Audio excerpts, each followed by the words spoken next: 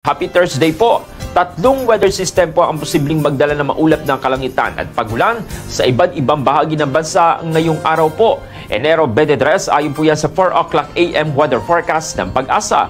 Ang shoreline po ay nasahang magdadala po yan ng maulap na kalangitan at kalat-kalat na mga pag-ulan sa bahagi po ng Bicol Region, Quezon, Oriental Mindoro, Marinduque, Romblon, Aklan, Capiz at Northern Samar. Pinapayuhan naman po ang mga residente sa mga nabanggit na lugar na maghanda sa posibleng pagbaha o pagguho ng lupa dulot pa rin po yan ng mga malalakas na mga pag-ulan.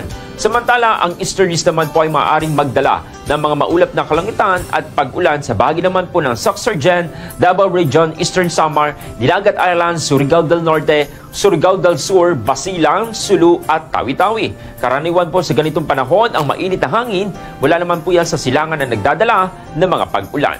Samantala, ang northeast monsoon naman o yung amihan ay magdudulot naman po ng bahagya hanggang sa maulap na kalangitan na may mga pabugso-bugsong ulan sa bahagi po ng Cagayan Valley, Aurora, Metro Manila, Ilocos Region, Cordillera at iba pang bahagi ng Central Luzon. Bukod dito, hindi rin po inaalis ang posibilidad ng bahagyang maulap na kalangitan na may kasamang pabugso-bugsong ulan sa iba pang bahagi ng bansa dahil pa rin po yan sa epekto ng umiiral na easterlies. Samantala, pinapayuhan naman po ng Pag-asa ang publiko na maghanda para sa mga posibleng abala na dulot ng mga pag-ulan, lalo na po sa pagbaha at pagguho ng lupa.